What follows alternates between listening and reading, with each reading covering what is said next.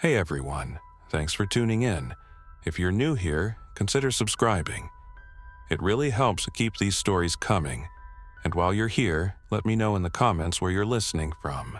Now, sit back, relax, and let's get into the story. I was on the overnight rotation in the Special Assets Vault beneath Wall Street when the downtown alerts began to pile up. The building is old steel and stone above ground, but its core was rebuilt after the last retrofit to host a private depository, a bullion and high-value art facility rented by funds, galleries, and a few people whose names you only see on donation plaques. I'm 36, facilities lead for the vault floor. Before this job, I was a Navy damage controlman, which means I spent years learning to keep air moving, pumps running, and people calm when metal boxes turn into pressure cookers. In this place, that skill set mattered more than the badge. The vault itself sits 2 levels below the lowest public hallway. The main door is a modular vault assembly with a day gate and grill, a time lock stack inside the body, and a heavy outer leaf rated to resist serious tools and heat. The sales literature used to sit in a binder behind my desk. The panels and door were certified under UL 608. The inner grille provided an additional barrier. The door face carried a tool torch rating high enough that our insurers were comfortable. The whole room is wrapped in a conductive mesh bonded to ground to keep radio signals out. The clients like the phrase Faraday cage. It means nothing pulls signal once you're in. No cell, no radio. If something goes wrong, you're on wired comms or nothing. The shift that night was supposed to be quiet. There were 10 of us. Me, Maria Santos, Vault Operations Manager, 2 executives who came down because they wanted to oversee asset posture during the situation above, 4 private security officers hired through a contractor, a junior archives clerk named Eli Rosen, and Kenji Watanabe, our contract conservator who had been recreating a bronze when the alerts started. The guards were led by Lionel Brooks, a former corrections supervisor who believed in checklists, which I appreciated. The executives were a deputy chief risk officer named Victor Carpin and an assistant general counsel named Dana Shore. The client list in the room was just the 2 of them and their concerns. Shortly before 1 in the morning, the building's public address system pushed an emergency directive. Street access is restricted, shelter in place. Our lobby turnstiles locked in. Our loading dock shutters slammed. The general counsel called down to say the downtown order was not a drill, and that we were to secure the vault to maximum posture until they got better information. That meant the heavy door closed, time lock engaged, the day gate locked, the inner grille in place. It also meant the shielding interlocks would cut every piece of wireless gear inside the vault footprint.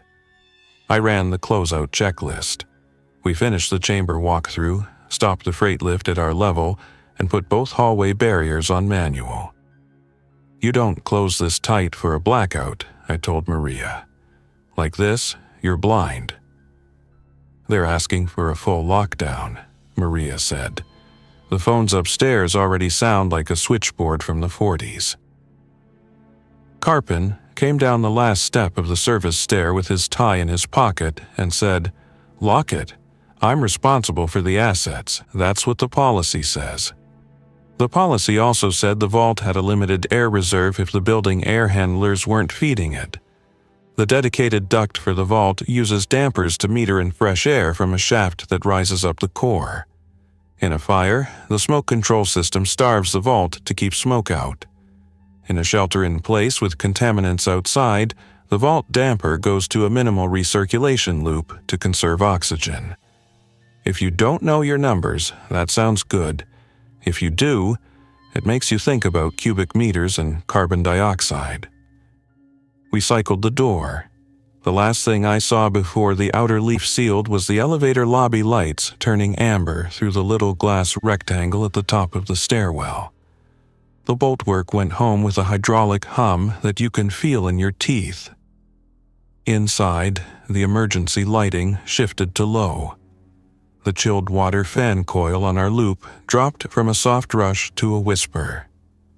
You never realize how much noise a building makes until it stops. We gathered in the bullion chamber antechamber. The floor is poured slab. The walls are modular panels welded into place. Each client cage has a wire partition and a door with a separate keyway. Our maintenance cage sits opposite the vault control console.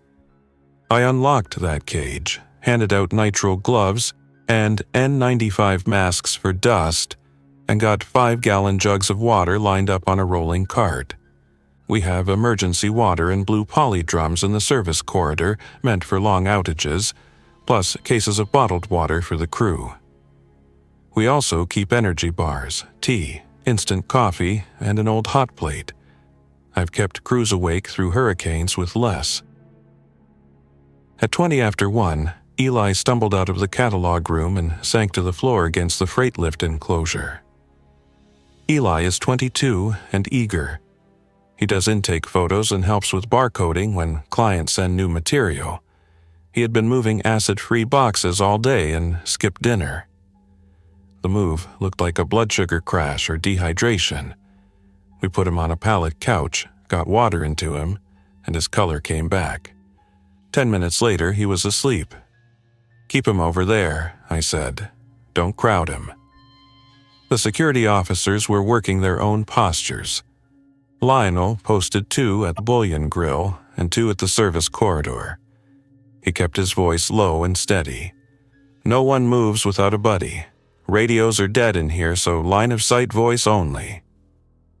Genji stood beside me and folded his hands the way conservators do when they don't want to touch anything without gloves. The bronze can wait, he said. Let me know if you need me on water or inventory. We inventoried the maintenance cage. It held what I expected, and what I had argued to keep when the accountants wanted to cut, a powder-actuated tool with a fresh case of fasteners and powder loads, 2 cordless rotary hammers with extra batteries, an angle grinder, bolt cutters, pry bars, a Greenlee knockout set, a small hydraulic spreader for door work, a battery CO2 and O2 monitor in a Pelican case, escape hoods, first aid kits, chemical light sticks, a fiber scope, tape, plastic sheeting, my box of spare damper actuators, and the key rings that open everything we're supposed to open. Lights on low, I said. We'll assume we're on minimal air. We don't run laps, we don't panic, and we don't waste breath arguing. It lasted until the executives realized I meant it. What do you mean, minimal air? Carpin asked. I pointed to the wall control. See that green LED? That means the vault damper's in recirculation. We're pulling what's in here across a coil to keep temperature, not pulling much new in. It's designed for contamination events. How long does it last? That depends on how many people breathe. I didn't smile. We've got 10. At rest, an adult turns over, say, a quarter liter of oxygen a minute. Multiply and you get an idea. The room volume is big and the corridor gives us more. This isn't an hour problem. But if we sit here for 2 days, carbon dioxide creeps. Headache, fog, bad decisions. That's what I'm worried about. We're not sitting here for 2 days, he said. Then we need comms.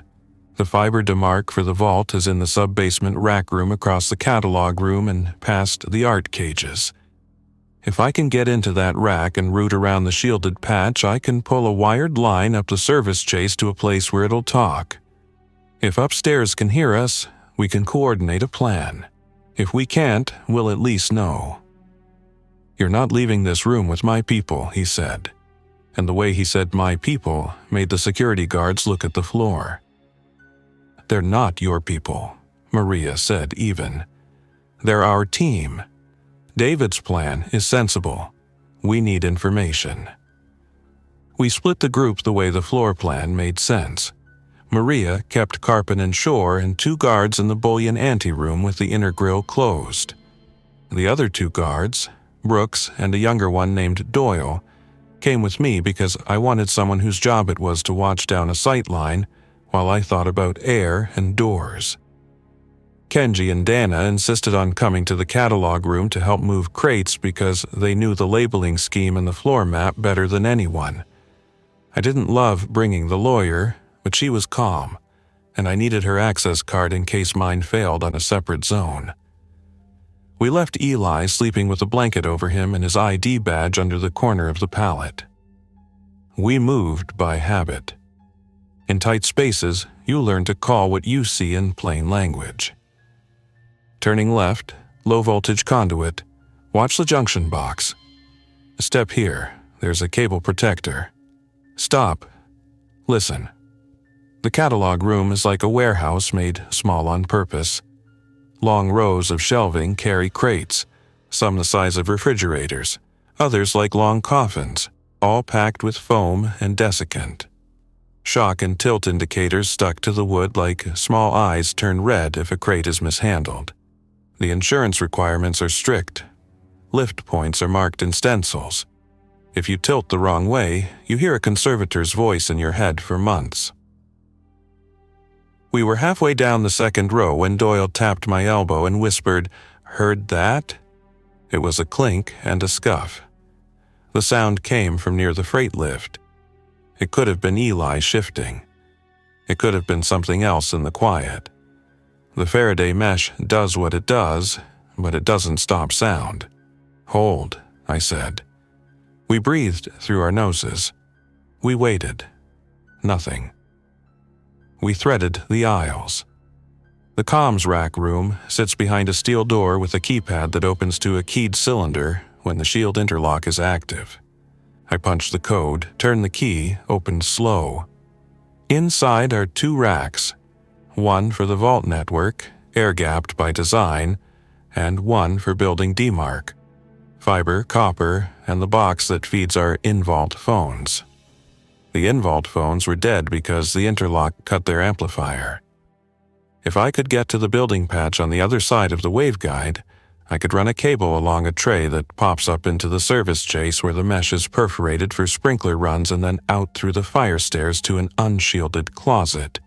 It wouldn't be radio, it would be wire, but it would be something. I opened the electrical cabinet and felt the familiar relief of breakers in the right positions. The emergency UPS was carrying the racks fine. The generator above us was still running. Its low hum came through the floor. The fans were nominal.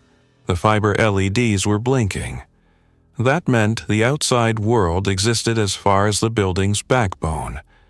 The problem was the deliberate blank between that and us. I could see it and almost touch it. The same things that make clients sleep at night make you lonely when the world outside changes. "Give me 5 minutes to try a bypass," I said. "You stay here, keep the door closed, don't shout. If you hear a bang, it's me dropping a tray." I didn't make it 3 minutes. We heard a scrape and a wheeze, and a single hard knock on metal that came from the direction of the service corridor. It was not subtle. It was the kind of sound you get when someone moves without thinking about where their foot falls. Doyle had his hand halfway up for a stop signal when Brooks called quietly back over his shoulder. Movement. Kenji looked at me, his face careful. That's not Eli. We moved in pairs back into the aisle. The sound was clearer now. Shoe against diamond plate, hand on painted rail. Not a lot of sound, but enough in a room that had become an ear. The freight lift's accordion gate sat half open because I had left it like that for easy movement. A shadow was visible under the slats. I cupped my hands and said Eli's name. There was no answer. There was the breath sound again, quick and back of the throat and wrong. Brooks took 2 steps into the open and set his stance the way training teaches you. Weight even, hands forward, no wasted motion. "Back up," he said, loud enough to carry. "Show me your hands." What came through the gate didn't show hands right away. It came head first, not a run, not a crawl, Something in between, with the shoulders too high and the head at an angle like someone negotiating a ladder face down. The face that rose into the light was Eli's in shape, but not in the way it worked. His eyes tracked, but there was a lag like a camera buffer.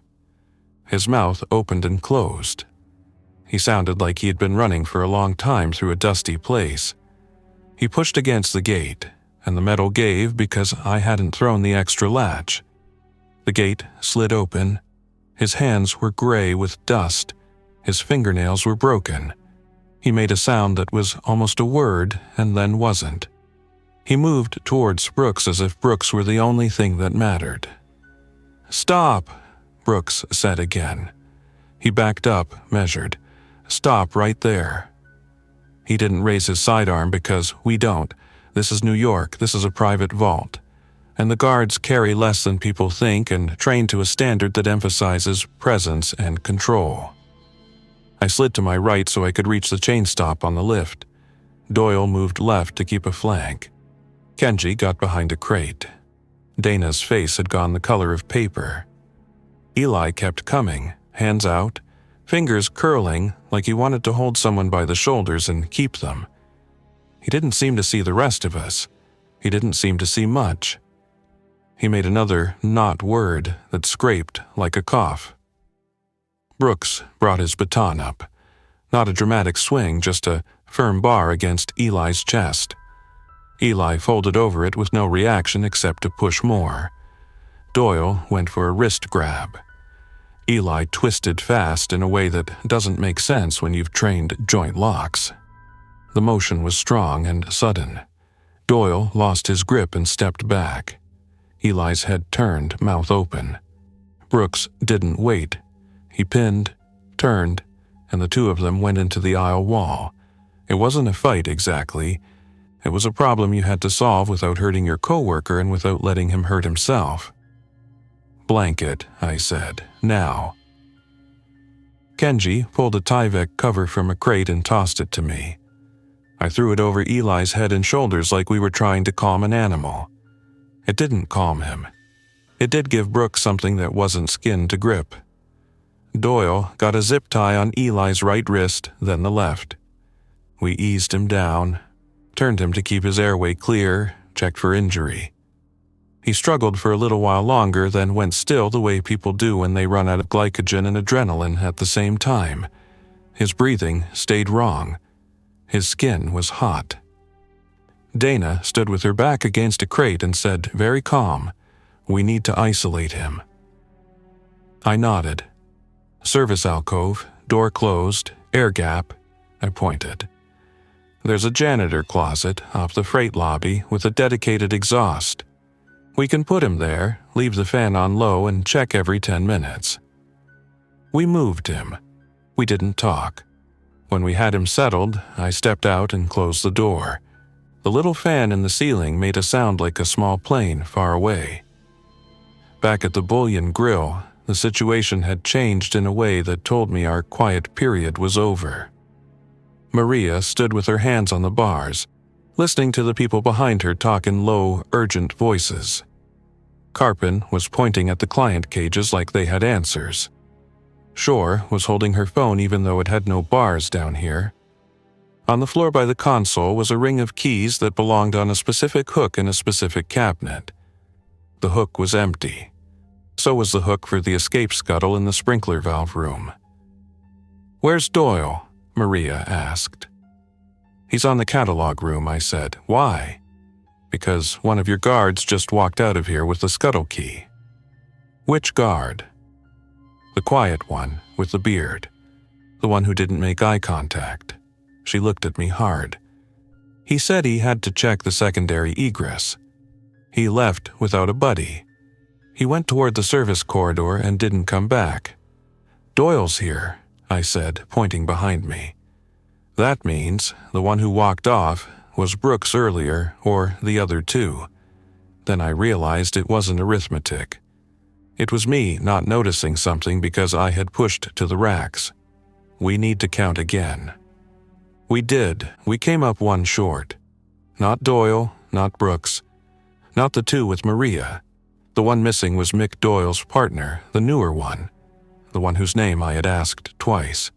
He'd stood by the console when I unlocked the maintenance cage, watched my hands, and not written anything down.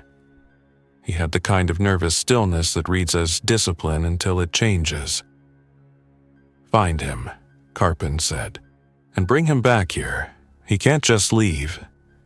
I stepped close enough to lower my voice. "Mr. Carpin, this is a safety floor. You don't give orders to the guards. You can ask me for status. Then I'll tell you what we can do." I pointed at the console. "Sit there and don't touch any buttons. I'm not being rude, I'm telling you how we all get through this." He didn't answer. He sat. I looked at Maria. "The scuttle key is a problem. If he opens it, he vents the corridor. If the building is under negative pressure outside, that will pull air and whatever is in it. We already have minimal air. We need to be careful." "So, what's your plan?" she said. She wasn't challenging me. She wanted a plan she could repeat back to the people who wanted to be told that everything was fine. "Same as before, plus one thing," I said. "We get to the comms rack. We try a bypass. If I fail, we still have the walk mapped and learn the route. We then sweep the service corridor for the missing guard and the scuttle. If the scuttle is open, we close it. If it isn't, we lock it and keep the key. We check Eli. We come back here. Then we decide whether to sit tight and ride the time lock or blow our way through the inner gate to get a breathing path." "You're not blowing a gate," Carpin said. He had found his voice again. "Do you understand the liability?" "I understand that I'd rather eat a claim than a body count," I said, and I didn't raise my voice. "I'm telling you what the choice looks like in here. Sitting with low air and no information is another choice, and it has math." We went back into the aisles. The catalog room felt tighter. The shock indicators on the crates looked like tiny stop signs waiting to catch you doing something wrong. We moved slower because the air felt thicker. That may have been psychological, but I don't ignore signals just because they're inside my head. At the rack room, I tried the bypass I had planned. Feed a shielded jumper through the waveguide entry, landed on a building patch, and feed it back to a switch on our side I knew would play nice. I got link. I didn't get outside. Somewhere upstream, a router had a policy I couldn't see. I could have hacked at it for an hour with a laptop. We didn't have an hour. We swept the service corridor. The corridor isn't pretty. It has sprinkler valves, an old gray electrical panel, an eye wash station, a lot of pipes with arrows and labels, and a steel hatch at the far end that opens into a short vertical shaft with ladder rungs. That hatch is the scuttle. It's there because life safety and the fire department demanded a way to get people out if the freight lift was blocked and the main door was sealed. The scuttle hatch was closed. The indicator swung horizontal and locked. The key cylinder showed a scratch at the bottom where someone had missed in the low light.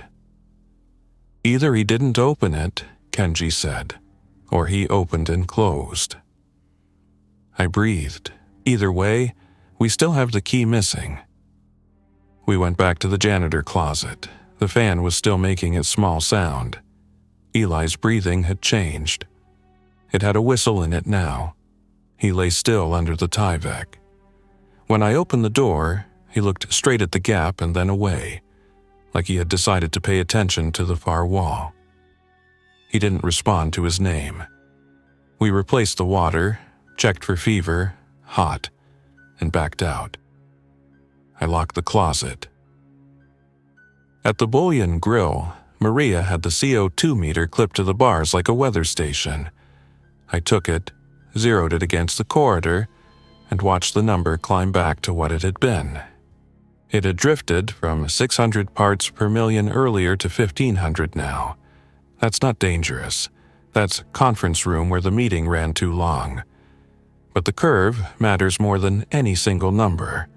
I did the simple math again. 10 people, minimal makeup air, 2 hours gone. the generator hum still coming through the concrete like a far thunder. If the time lock was set to Monday at 8, which it was because we set it every Friday before close, that meant a day and a half. That was an edge case in the safety plan, not the normal case. We gathered everyone in the anteroom to talk. I don't usually do large group briefings when oxygen is a variable, but you can leak more morale than air if you don't share what you know. Status, I said. Outside power's on. The building generator is running. Inside the vault, we're on minimal air. Our O2 is normal. CO2 is rising slowly. We can manage it by keeping activity low. We can't do that forever. I pointed at the console. The time lock is set to release Monday at 8. Today is Saturday. If no one touches the lock and nothing mechanical fails, the door will cycle then. We don't know if anyone will be standing out there to help us.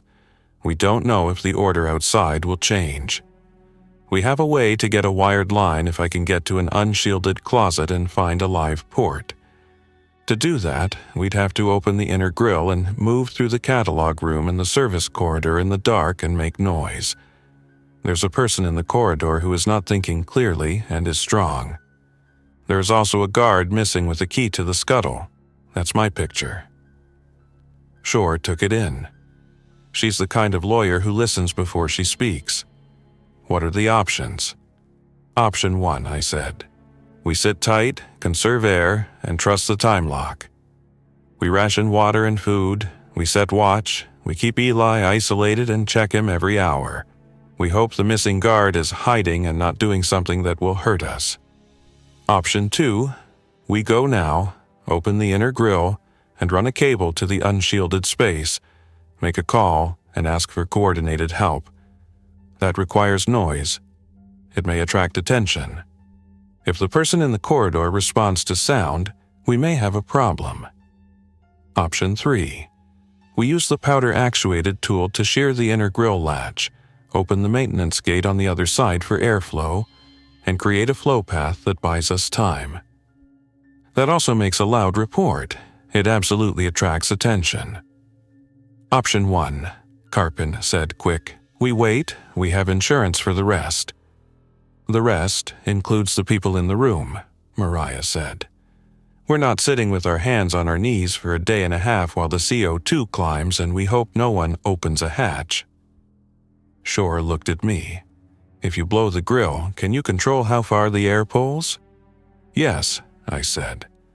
There's a fire damper in the service corridor. I can set it to a narrow aperture, crack the grill once it's unlatched and meter flow.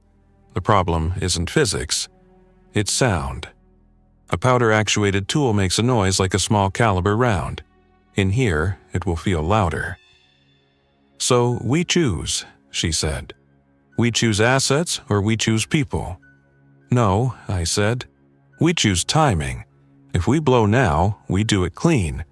With people staged, with lights off, with tape on metal that could rattle, with crates wedged so nothing tips. If we wait, we need to commit to waiting and not wander off. That means we lock the scuttle, we collect every key, and we post an actual watch with fixed positions and relief. Kenji raised his hand slightly like he was back in a workshop. There is a practical point. If we walk the aisles again, we should lay down padded runners. The crate feet creak on the slab if someone leans. We can reduce sound with moving blankets. Good, I said. We do that either way. We made 2 teams. Team 1, Maria, Shore, and a guard, would secure keys and set a watch. Team 2, me, Kenji, Brooks, and Doyle, would prep the aisle path and the grill. We left Eli where he was because moving him would create noise. We taped the gate latches so they wouldn't ring. We laid blankets in the aisles. We pulled the plastic caps off the toolbox drawers ahead of time so we wouldn't have to snap them later. I put the CO2 meter on my belt. I put the powder-actuated tool in a strip of loads in a canvas bag with the safety on. I did not explain the tool to anyone who hadn't used one. I didn't tell anyone where to aim. I wasn't teaching a class, I was making sure no one got curious while my back was turned. We were almost ready when the missing guard reappeared without warning at the far end of the service corridor. He came into view like a person trying to decide which way to move. He had the scuttle key in his hand and a look that belongs to people who have decided that the only way out is the way they can touch. When he saw us, he froze. Then he bolted for the scuttle. "Stop," Brooks said, and this time his voice had no classroom in it. He ran. The guard tried to work the key while he ran. He missed the cylinder and scraped the paint again. Brooks reached him before the key turned. He didn't slam him. He pinned the elbow that held the key and lifted like he was showing a younger man how not to hurt his shoulder. The key fell. It rang on the plate. The sound traveled like a bell in a church. Everything that could hear it heard. From the janitor closet came the sound of a body striking a door. The little fan made a higher sound for a second and then settled. From the freight lift enclosure came a different sound, the cable creak of someone grabbing and pulling. From the catalog room, from somewhere we could not see, came the sound of a crate shifting against another crate and a slow slide that means weight has found a slope. "Back," I said. "Everyone back to the grill." We went. The room seemed smaller. The light seemed brighter because we had dialed it up a notch without thinking. At the grill, Maria had the people lined to the side so there was a lane. She looked at me for the signal that decides a plan. "Key's secure," she said. "Scuttle key is the last one." I picked it up from where it had fallen, wiped it with my sleeve, and clipped it to my belt. "Decision time," Shore said.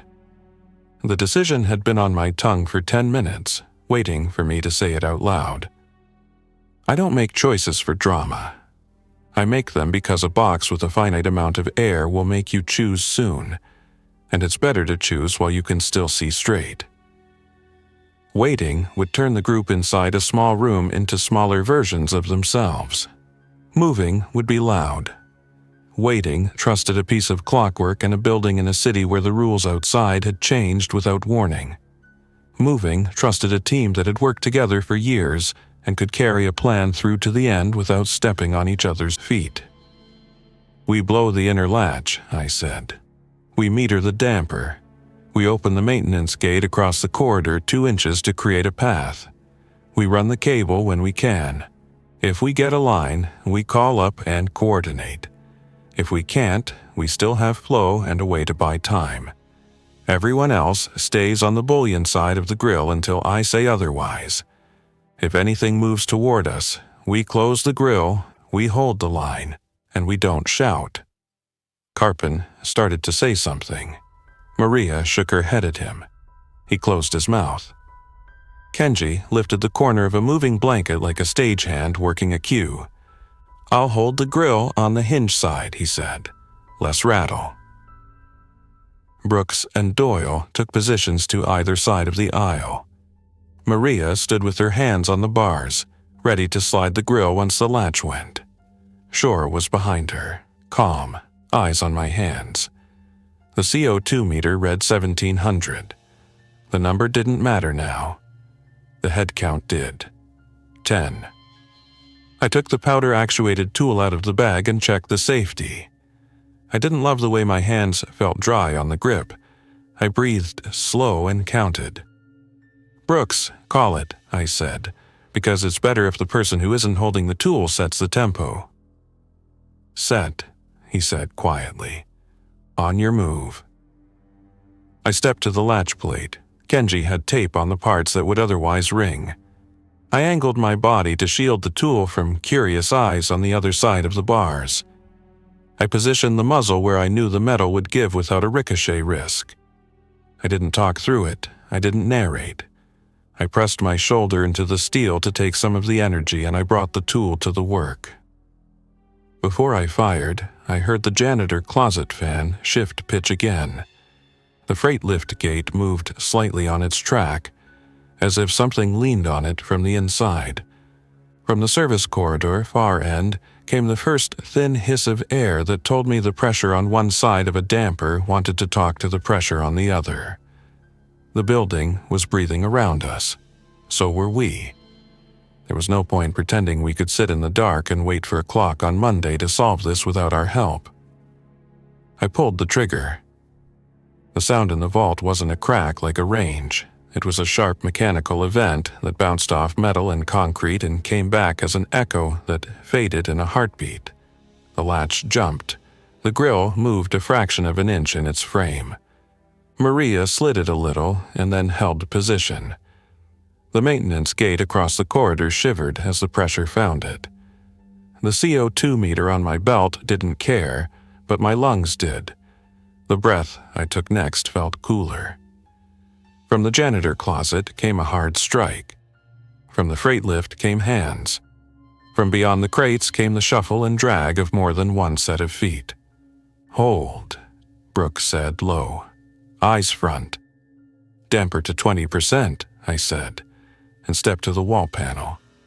The fire damper motor hummed and the air made a new sound, a steady draw instead of a hiss. "Gate 2 inches, I said. Doyle moved, open close, quick. The air path snapped into place as if someone had tugged a cord. It wasn't much. It was enough to move the small hairs on my arm. "Run the line," Shore said, voice even. "Not yet," I said. "Let's see what comes to the sound." What came first was the body we had already met. Eli moved into the aisle outside the janitor closet like someone waking at the wrong time. He moved on the balls of his feet, shoulders high, head tilted. His eyes were open. His mouth worked. He turned toward the sound, then toward the air, then toward us. He didn't run. He didn't stop. He did the thing he had done before. Picked the object in his path that held the most attention and walked toward it like a magnet. "Grill steady," I said. "No one sticks a hand out." He came to the bars. He reached. He touched. He pressed his face so close to the steel that his breath made small shining spots on the metal. He made the same, almost word. He had been my coworker 5 hours ago. Behind him, down the aisle, something larger moved. It was not a single person. It was a group. I could hear more than one set of feet, more than one breath, more than one hand on crate slats. They were not running. They were coming. The sound of them filled the small space between the walls and the ceiling and made the air seem closer to the floor. "Cable now," I said, because waiting would not buy us more air or more time. "Doyle, you and I. Brooks, you hold here with Maria.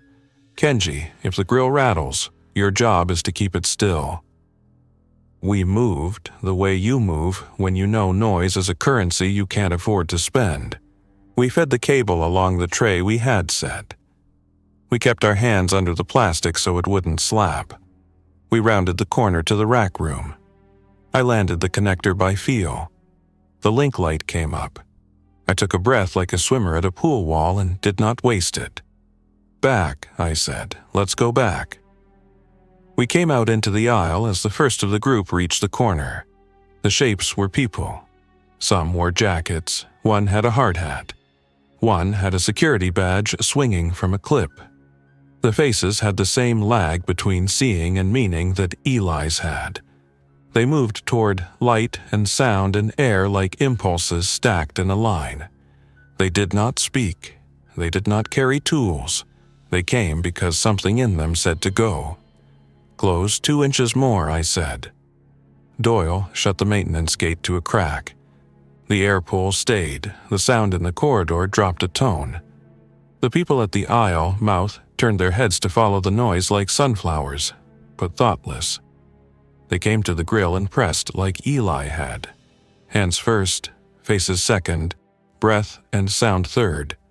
They did not try to climb. They did not try to reach for our throats. They pressed and made those not words, and when one tired, another moved forward to take the place at the steel. Their bodies created a moving wall that had weight and heat. The CO2 meter still didn't care. The air felt better because it moved. Our eyes were wet because of it. Maria kept her hands on the bars. Brooks kept his on the baton, not swinging, just present. Shore stood with her back against the inner wall, taking in everything. Carpin sat on the console stool with his hands on his knees. "Can you make the call?" Maria asked, not taking her eyes off the people at the grill. "I can try," I said. "It will take 2 minutes if the line upstream is open. If it isn't, we will know soon." "Do it," she said.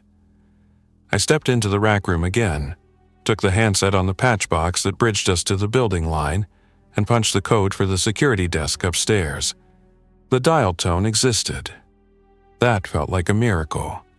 The call answered on the second ring with a voice I knew, a day shift supervisor named Norm. "Vault floor," I said. "11, we are sealed. We have 10 inside. We have minimal air and increasing CO2. We have multiple changed individuals in the service corridor. We need guidance and coordination. What's your picture?" The pause was short because Norm knows how to speak when he doesn't want to say the wrong thing. "City is under a shelter order. Communications are spotty. We have reports of people in the building who are unwell and not responding to instructions. We have isolated the lobby behind the roll-down doors. The police have asked us not to move people between zones. The generator is good. We can hold power. We have a fire company staged 2 blocks away, but they were asked to wait for a coordinated response." "Copy," I said. "We can hold. We have air if we meter it. Our time lock cycles Monday at 8. If we can't hold until then, we may need assistance sooner. We have a scuttle in the service corridor. We are keeping it closed. Do not let anyone touch our time lock." "I won't," Norm said. "Stay on the line if you can. If not, we'll call you in 30. I put the handset down and resisted the urge to lean my forehead against the rack. Small movements, small breath, small victories. I went back to the grill. "Upstairs is alive," I said. "They know we exist. They can hold the generator. They will not move the time lock. There's no plan to open anything until they have a larger plan. That might take time. We can hold the air. We need to decide how we want to live until Monday." "That's a long time with company," Kenji said, looking at the people pressed to the bars. "We rotate watch," I said. "We keep activity low. We keep the gate cracked. We limit noise. We don't do anything in the catalog room we don't have to do. We feed a call upstairs every 30 minutes with status. We move water now while the aisle is clear." We did the work. We moved the water in small trips along the blanket path. We set a simple rotation. 2 on watch, 2 resting, 2 sleeping, 2 ready. We checked Eli every 30 minutes and did not change anything because nothing we could do would fix a fever and a brain that wouldn't answer to its name. We kept the maintenance gate at a fixed crack. We taped the grill latch so that if someone bumped it, it wouldn't sing. We talked in low voices about normal things. What time the coffee cart used to show up on Broad Street, the weird painting of a ship that hung in the hallway on the 2nd floor, because those conversations keep people's heads from collapsing. Around 4 in the morning, the missing guard, whose name I finally had in my notebook as Alex, sat against the wall and apologized to nobody in particular. He said he felt like a rat in a maze and just wanted a door that worked. He gave me the second key he had pocketed from the console, the one that opens the cage where we store customer ladders. I clipped it with the others and kept the ring on my belt. Around 6, the generator made a noise that meant a load shift. The lights dipped and recovered. The people at the grill did not react. Their breathing had found a steady pattern. They changed places every few minutes like seaweed in a current. They did not sleep. When one turned away, another took the place. It would have been easier if they had shouted or struck or tried to break something. The quiet made every movement we made feel like a show we were putting on for an audience that does not clap. At 7:30, I ran the numbers again. We had water, we had food, we had air that moved. The CO2 had stabilized under 2,000 because the crack at the maintenance gate was enough to bleed off what we put into the room. The time lock would do what it would do at 8 Monday morning if nothing else changed. The people at the grill would still be there unless something bigger pulled them away. The only variable I could manipulate was sound. We had a powder-actuated tool with enough loads to make noise 36 times. We had crates that creaked when you shifted weight. We had a freight lift with a gate that sang if you slid it too fast. We had a janitor closet with a fan that changed pitch when the airflow changed. We had our voices and our hands. I stood at the console with Maria and Shore and made the last plan I wanted to make in a room like this. It wasn't dramatic. It was a schedule. Every 30 minutes, I said. We make a small noise at the far end of the corridor to draw them away. We throw a bolt at the maintenance gate, not hard, just enough to knock. When they move, we pass the aisle. We don't touch the crates, we keep water moving. We keep the call going upstairs. If the people at the grill ever thin out on their own, we don't celebrate. We keep the plan. Through to Monday, Shore said. Through to Monday, I said. We did the first cycle at 8. Brooks tapped the gate with the rubber handle of a wrench. The sound traveled better than I liked. The bodies at the grill turned and flowed down the aisle like a school of fish redirecting. No, not a metaphor, just a description of motion. They moved away. We passed behind them. We did not run. We did not celebrate. We kept the cable line secured and the path clear.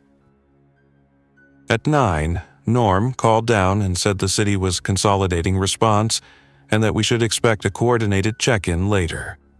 He did not promise rescue. He promised a phone call. At 11, the janitor closet fan failed. It didn't fail like a motor burning out. It failed like a breaker that had nothing to do with us tripped on a panel we couldn't touch.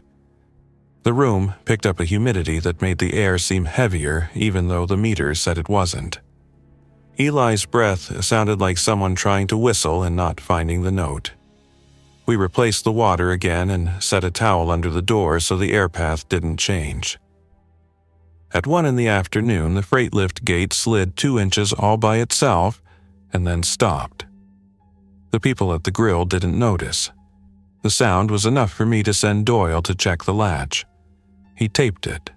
He didn't look between the slats. At 4, the generator took a deeper dip and recovered. The little alarm on the UPS in the rack room chirped and went silent. The call upstairs still worked. We checked in. We said the same words. Norm said the same words back. At 9 at night, we did the math on sleep. On a concrete floor, the minutes are longer. People begin to dream with their eyes open. We rotated again. At 3 in the morning, the scuttle hatch handle rattled once without us touching it. The indicator stayed horizontal. I stood in front of it for 20 minutes and did not move. No one breathed hard. No one spoke. The rattle did not return. Sunday went by in pieces. The people at the grill remained. They changed. Some were replaced by others who found the aisle. Some faded, none slept. We did the noise cycle on the gate every 30 minutes until it felt like a ritual. Upstairs, the calls were shorter because they had other rooms to talk to. The CO2 number stayed where it was. The water drums rolled lighter each time. The battery on the meter held. Late Sunday night, I sat with the powder-actuated tool in my lap and stared at the latch I had broken and thought about second choices. It would have been easy to hammer on something for the sake of feeling like we were moving air or making progress. It would have been easy to take a heroic posture and then make the math worse. I kept my hands still. At 4 Monday morning, people began to move in the hallway beyond the vault door. We couldn't see them. We heard boots and voices that spoke in normal sentences instead of scraping at the edges of words. The people at the grill turned their heads like weather vanes. Some of them moved away. Some stayed because the air and the sound of us in the room was still there and still interesting. At 6, Shore checked the calendar on her phone again, even though there was no signal in the room, and said, 2 hours. No one answered because 2 hours inside a vault is longer than 2 hours in a coffee shop. At 7:50, I put my hand on the boltwork handle, not because it would move under my hand, but because when metal and time move together, it's good to be where the force is. The clock inside the door does not tick. It moves when it moves. The people at the grill shifted their weight and turned their faces toward the sound of the boots outside and the faint radio voices that bled through seams. At 8 exactly, nothing happened. That's how it always feels. Then, a moment later, a relay inside the body of the door clicked. The time lock movement released. The locking bar detents relaxed. The hydraulic assist engaged. The boltwork groaned in a way that is normal and that makes people who don't know it think something is breaking. The door began to move. The people at the grill moved with it, but not fast.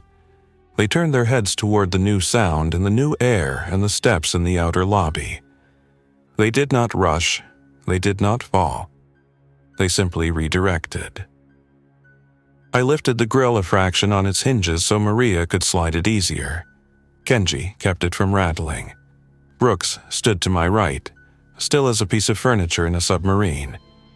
Doyle kept the maintenance gate at its crack. The CO2 number stayed where it was. The outer door opened enough for light to come in like a white stripe across the floor.